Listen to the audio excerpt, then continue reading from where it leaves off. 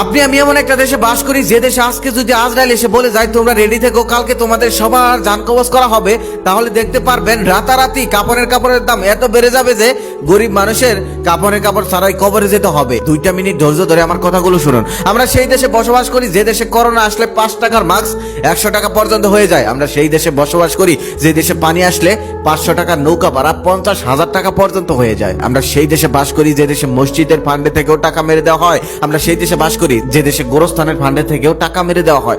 আমি এই কথাগুলো বানিয়ে বলছি না, সে অনেক বছর আগের কথা, তখন আমি ছোট। মসজিদ কমিটির সভাপতির সাথে আর গোরস্থান কমিটির সভাপতির সাথে ঝগড়া লাগছে।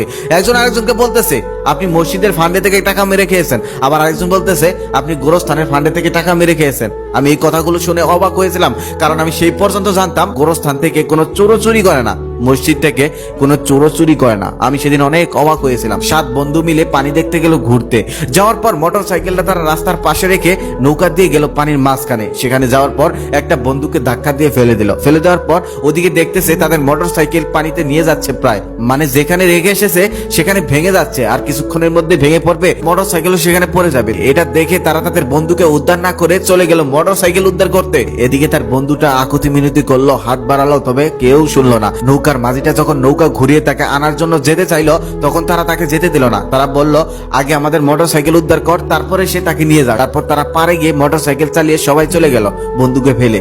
বন্ধুটা মারা গেল। 3 দিন পর তার লাশ উদ্ধার হয়েছে। একটা মানুষের থেকে মোটর সাইকেলের মূল্য অনেক বেশি, তাই না? তাই তো আমরা বাঙালি, আমাদের কাছে এমনটা হতে পারে। আমি এই কথাগুলো কেন বললাম জানেন? বর্তমানে সিলেট যে অবস্থায় আছে সেটা তো আর নতুন করে বলার কিছু নেই। আপনাদের যাদের দান করার সামর্থ্য আছে তারা দান করুন, তবে দেখে শুনে। বর্তমানে অনলাইনে অনেক সাইট বের হয়েছে, অনেক মানুষ বের হয়েছে যারা বলতেছে আমার কাছে টাকা পাঠাও, আমি গিয়ে সাহায্য করব, আমি গিয়ে হেল্প করব। তবে দেখে শুনে, সবাইকে টাকা পয়সা দিবেন না। আমরা বাঙালি, আমাদেরকে দিয়ে সব সম্ভব। বুঝে শুনে দান করুন, যাকে তাকে করবেন না। আমি এই ভিডিওটা এই জন্য বানালাম, 2 দিন যাবত আমার কমেন্ট বক্সে আমি এরকম অনেক মানুষ দেখতেছি যারা কমেন্ট করতেছে, যারা দান করতে চান এই নাম্বারে দান করুন। তারা নাম্বারও দিয়ে রেখেছে।